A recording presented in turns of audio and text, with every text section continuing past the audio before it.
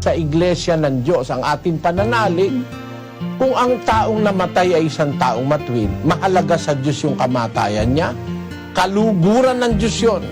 Dahil kumbaga sa graduation, graduate na siya. Kaya ni Apostol Pablo, sa ikalawang Timoteo 4:6-7. Sapagkat ako'y iniaalay na, at ang panahon ng aking pagpanaw ay dumating na.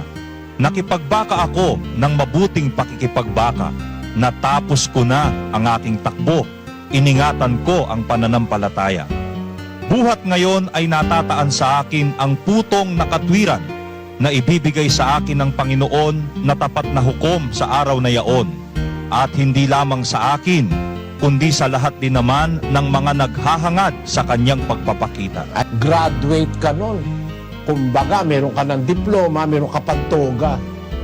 Ganyan ang namamatay. Pag ang namamatay ay lingkod ng Diyos, mga kapatid.